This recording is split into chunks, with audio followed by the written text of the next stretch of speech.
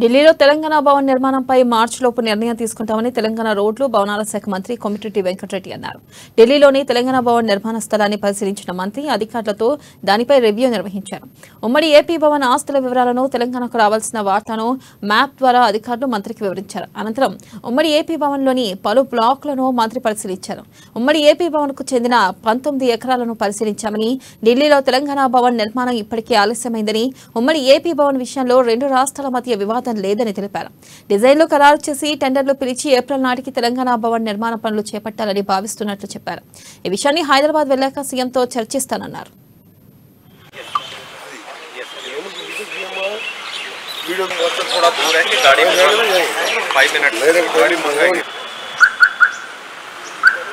ఈరోజు నేను అలాగే మా ప్రెసిడెంట్ కమిషనర్ గౌరవ్ గారు, ఈఎన్సీ గారు తెలంగాణ భవన్ సంబంధించి ఎక్కడైతే మంచిగా ఉంటుంది, మనకు ఎక్కడ టోటల్ 19 acres లో మన 42% షేర్ ఎక్కడ తీసుకుని ఎక్కడ కట్టాలనే సైట్ ఇన్స్పెక్షన్ చేశాం.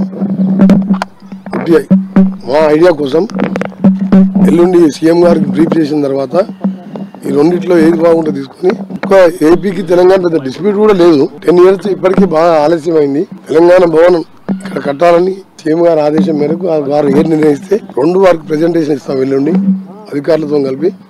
ఆ తర్వాత నేను వచ్చి పర్సనల్గా వచ్చి మా అధికారులతో మాట్లాడి ఫర్దర్ గా ముందుకు పోయి మార్చ్ లోపు డిసిషన్ తీసుకొని